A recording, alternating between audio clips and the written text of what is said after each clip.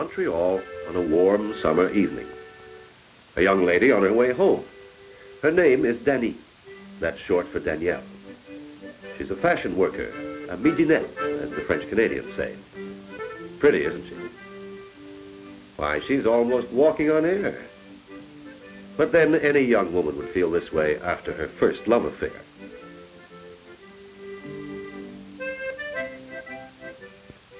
It all began early that afternoon on La Rue Sainte-Catherine.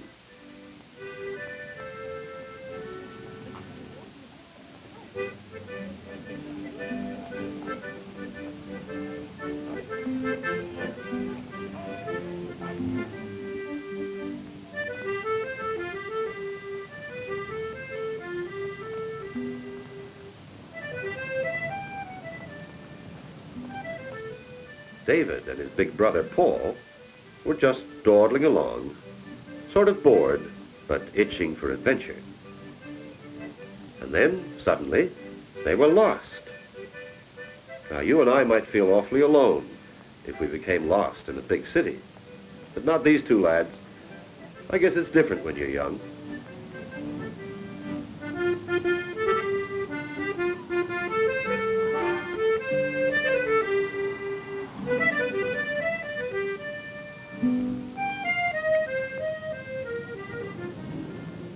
Phillips Square. With all its garment factories, they should call it Fashion Square. A lot of people have made a fortune here just by designing a pretty dress. But David and Paul aren't interested in pretty dresses. They're still looking for adventure. Hey, look at the pictures! Oh, look there! Come on, let's fly! Peaceful, isn't it? But it wasn't always that way in Phillips Square. Before the Union, life was pretty rough for a garment worker.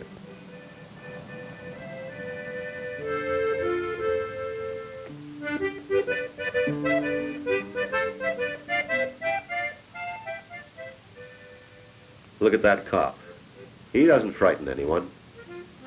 But in the 30s, a cop with a nightstick was the man workers feared most. Hey, you kids, come down. Okay, we're coming. Pow, pow, you're dead!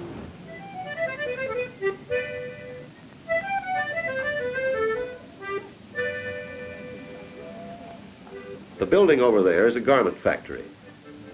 There are hundreds like it across Canada, in Montreal and Toronto and Winnipeg and Vancouver.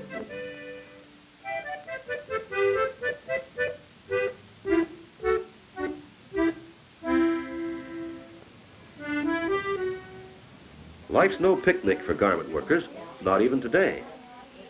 But things have changed since the Union. There are 20,000 people in the International Ladies Garment Workers Union now. It isn't easy to push them around. The sweatshop is gone. Today, garment workers even have a rest period during the day. There's Dany. She was looking forward to this rest period.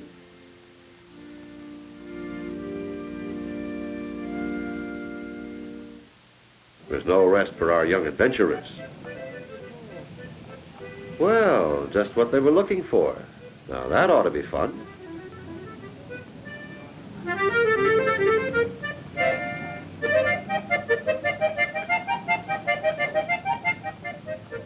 Easy now.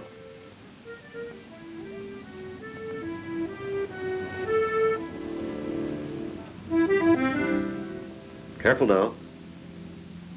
Okay, the coast is clear. Imagine that. There's no one around.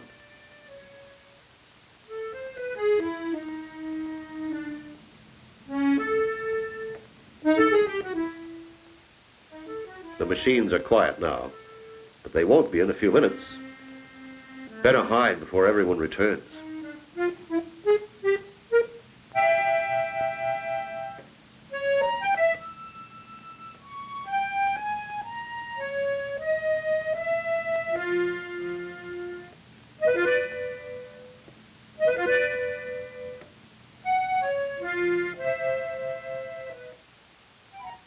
A garment factory can be a pretty romantic place if you don't work in one.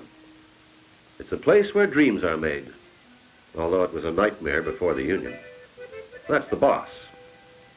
Nowadays, there's less tension for him, too, because he and his employees have a better relationship. More than 100 workers in this shop alone, and most have families to support. Perhaps 300 people depend on the shop. I'm sure you know some of them. They're probably neighbors of yours.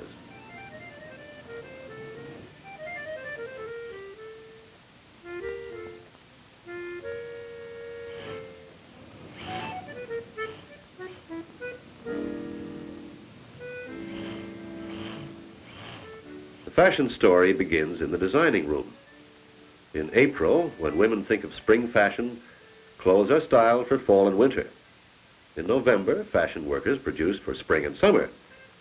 It takes almost a split personality.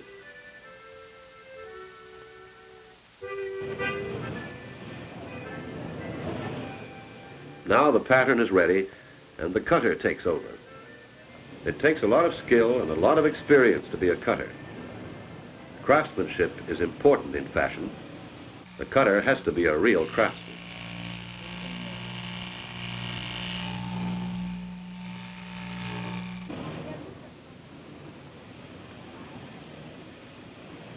From the cutting table, the pieces go to an operator like Dany. Nowadays, most of the work is done by machine. Before Dany was born, dresses cost a tiny fortune because they were made by hand. Today, women buy 10 or 12 dresses a year. That's because Canada produces millions of garments, and the cost comes down. Estas deben de hacerse enseguida. Sí, pero tengo 10 otras para terminar. ¿Tú las terminarás mañana? C'est une commande hors série qui doit partir pour Calgary dès demain. Bueno, ya las haré. That conversation was in Spanish. This shop is a miniature United Nations. Like Dany, most of the workers are French Canadians, but there are many Greek and Italian girls, too. Immigrants used to be the most exploited people in the fashion industry, but not now. The union is for all people. No one here cares about a person's color or accent or what church they go to. Everyone must have an equal opportunity. Otherwise, David and Paul would have a bleak future. Men and women are also equal in a union shop. Women used to be paid less just because they were women. Now they get equal pay for equal work.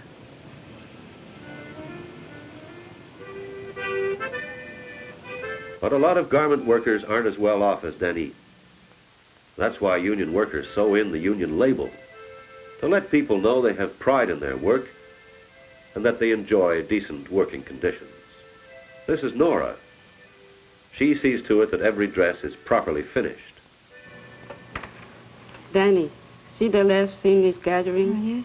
Okay, I'll take it over in a minute. Nothing gets past Nora. From the finisher to the presser. Even with modern machinery, it can be back-breaking to push an iron all day. But, tired or not, a presser must check each garment for the union label. It's a worker's pledge of good faith, and each garment must have it. Now the dress is complete, and the examiner gives it a final check before it's shipped to any of 100 towns across Canada. Hey, what's this? We weren't doing nothing, just looking. Please, can we go? Jean, come here, please. That's Jeanne Pigeon. She's the shop chairlady, the one who handles all union problems. But David and Paul are two problems not mentioned in the rule book. Boys, what are you doing here? We weren't just looking. Can we go now? I don't know. Honest, we weren't doing nothing. Please, can we go? Well, let's ask the manager. Rial, those boys were hiding here. Do you think we should call the police? No, don't call the police. All right, we won't call them this time. But how did you get in here? Window over there. You climbed up the fire escape? Mm-hmm. Well, you better get home now. Yes, sir. What's the matter? I just remembered we don't know our way home. Do you know the street you live on? St. Andre, but we don't know how to get there. Maybe one of the girls could take you home. Gee, swell. A girl? Okay. All right, come with me. Dany, here's a couple of friends of mine. This is, Jason, hi. I'm Paul. I'm his big brother. Hello. Danny, my friends don't seem to know how to get home. They live near your place. Could you bring them with you? Sure. But I've got to go to the union office first. Maybe you could come with me? Then we'll take the bus home. Wow. Okay. Now, boys, how about an ice cream? Gee, swell, but could I have a hot dog instead? Sure, why not? And how about you, Paul? Thanks. I'll have the ice cream. Seems the foreman doesn't have any change, so he borrows a quarter from Dany. Back in the 30s, she couldn't have spared it. Now it doesn't matter. Dany earns as much as a secretary.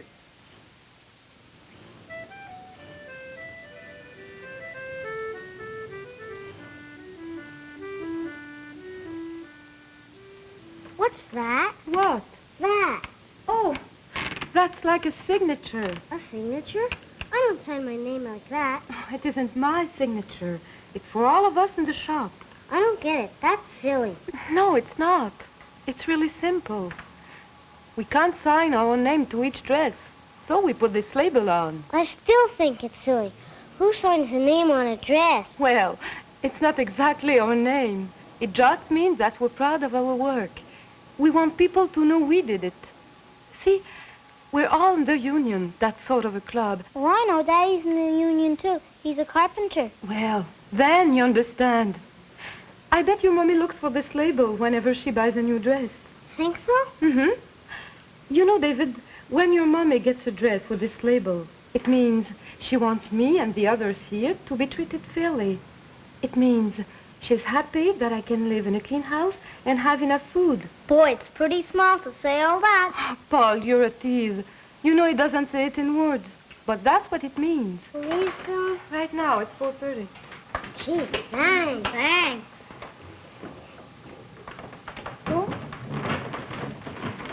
Garment workers used to work until 7 or 8 at night. But Dany works only 37.5 hours a week. It gives her time to relax. But her day's not quite over yet. She has chores to attend to at union headquarters.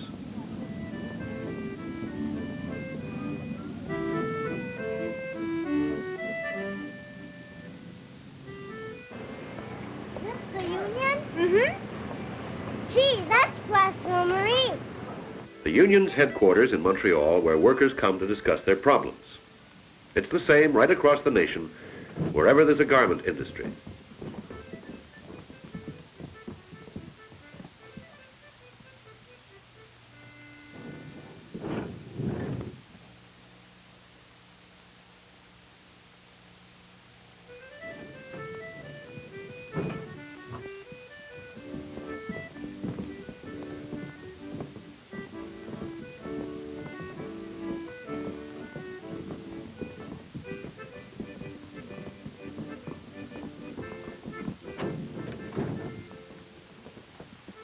All right. Here we are. Now you'll have to be good boys while I do what I have to.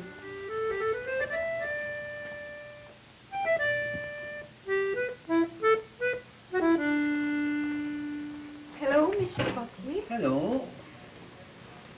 I didn't know. Really, Miss Charpentier. Yvette Charpentier. She's the union's educational director. And now she's going to be a babysitter.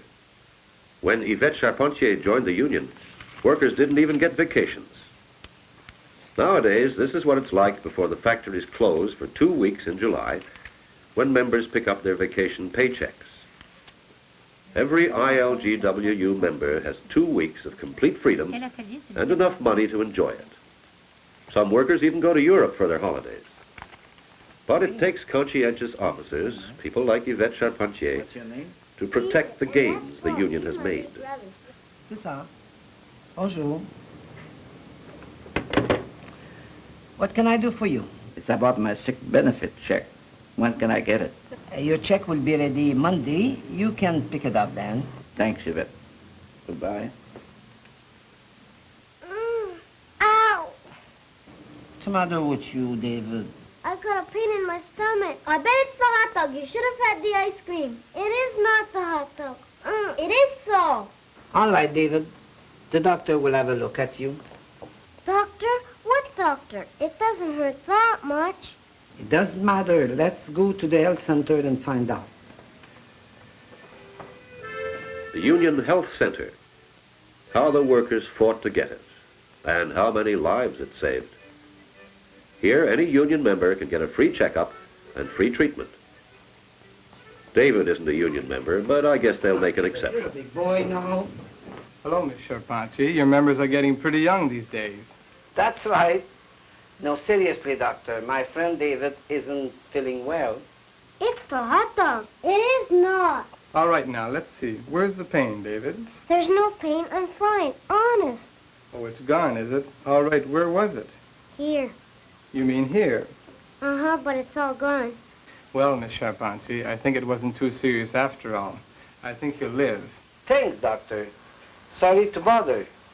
I was a little worried. Nothing at all. Bye, young man. Bye. It was the hot dog. Bye. All day long it continues. People visiting the health center or inquiring about all kinds of welfare services. It takes union officers like Maurice Manel and Cy Bresner to see that we get these services. Brothers and sisters, I told you you'd get severance pay. Well, today is the day. I have your checks right here. Order. Order, please. Let Brother Manel finish his remarks. It's all good and well that you're getting your severance pay checks now, but you're not going to be happy without jobs. Your union is going to try to find jobs for you next week. Severance pay. A worker feels secure to know there's compensation when a shop goes out of business. A week's pay for every year of service. These old-timers are being compensated with pension checks of $60 a month. That's Bernard Shane, Vice President of the ILGWU. Tell me, Brother LaForce, did you expect in 1937 we would be distributing pension checks of $60 a month? Pension. In 37, we thought we were lucky if we could feed our families. Do you remember this, Brother LaForce? Sure. That's the general strike in 37. Sure, I remember it. Many pioneers here. Some of them left ghettos in Europe, only to find exploitation in Canada, too. But they also found hope, chance to build new lives. Here they are, Catholics, Protestants, Jews, English and French, Greeks and Italians, all friends, all getting along. That's the Canadian way of life. That's the union way of life.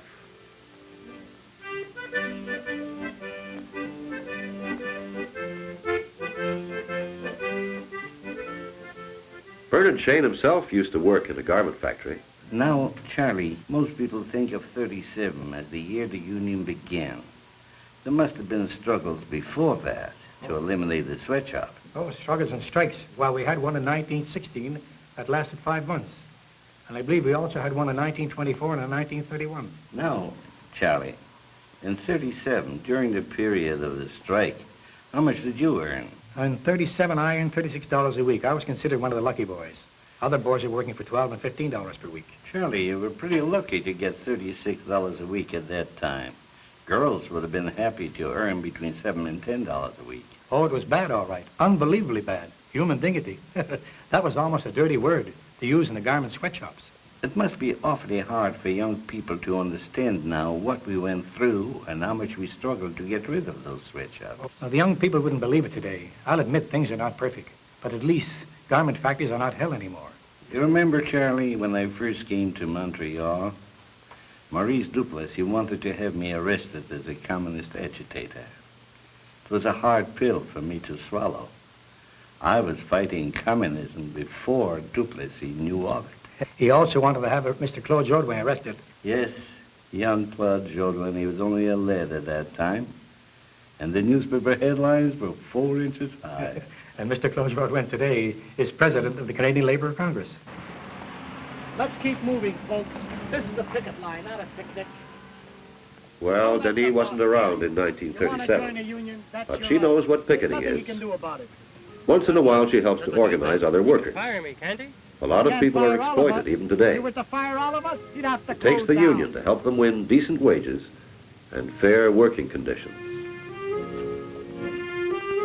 The union message has to be brought to the general public, too, and this is done in many ways. These people, for example, are preparing the National Collection Show. You want to bring your bathing suits into this or not? Bring bathing suits, but we have about 6 minutes. Now, we've got to show the 8 bathing suits. Suppose we, look, I know what, we put the blues on ones all at once. All right. All right? Right.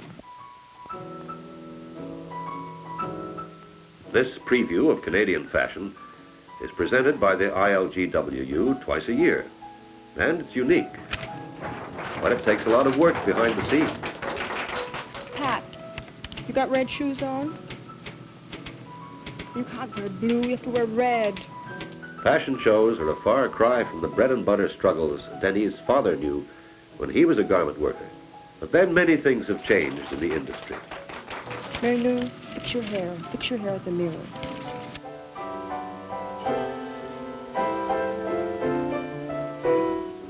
Fashion writers from across Canada travel thousands of miles to see the show. They now recognize the union label as a symbol of quality, clean manufacturing, and decent labor standards.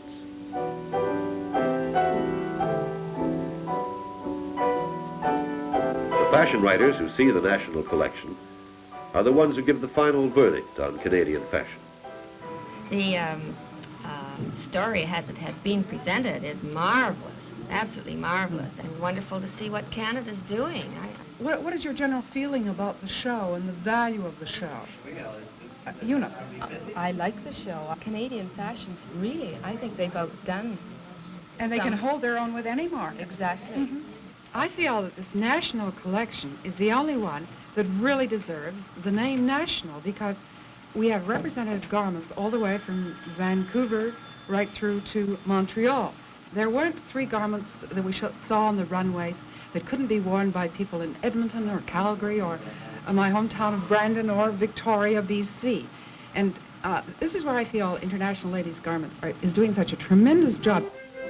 The union sponsors many unusual things these days. This class in ceramics, for instance. It's part of the educational department, which also has classes to teach everything from civics to dancing. Workers need decent wages and working conditions, but the union tries to develop their cultural interests, too. Most garment workers don't have a formal education. They get a chance to learn more.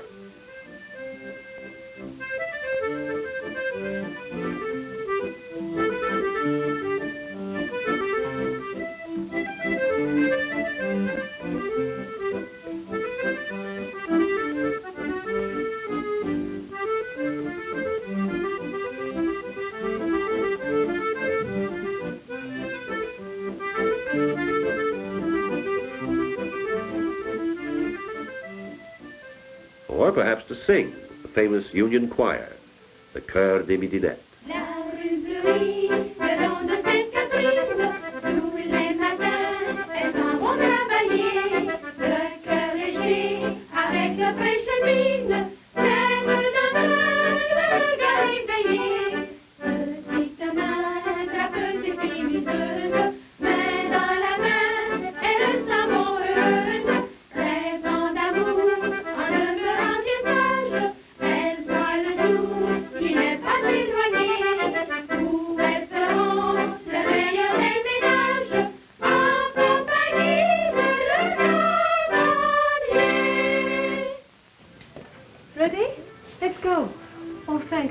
Nothing at all. Goodbye, David. Goodbye. Goodbye, Paul. Bye. Come on now, your mother's going to be worried. And thanks again, Michel. Nothing at all. It's a pleasure. It's getting late. High time Dany's 2 friends got home. It's an exciting place, Montreal by night, but hardly the time for David and Paul to be out.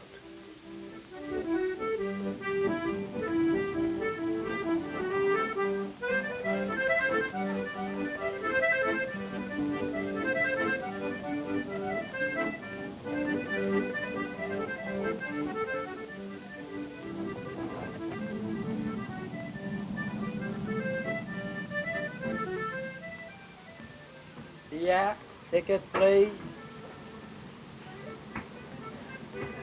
Merci, thank you.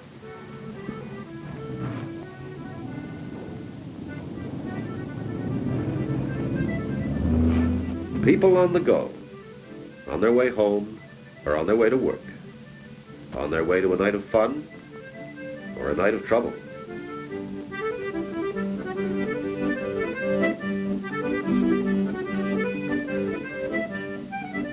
Quite an adventure for two lads, and their faces show it.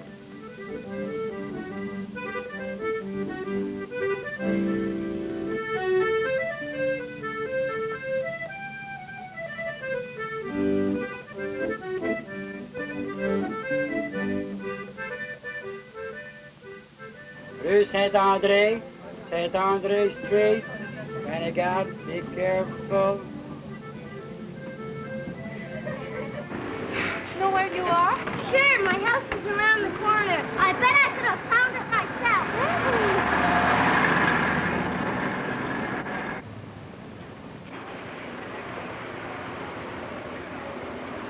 See anything in the window? Hey, that's the dress you were sewing. No, it isn't. But it's one we made last week. What's the union label, I suppose? Come on, let's go. I'm tired.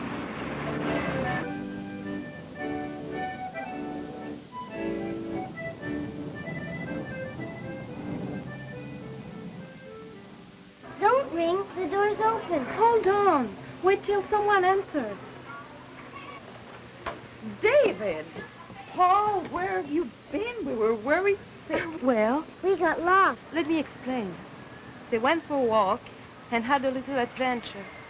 I met them in Phillips Square. Phillips Square? Well, sort of. But they're here now, and they'll tell you all about it.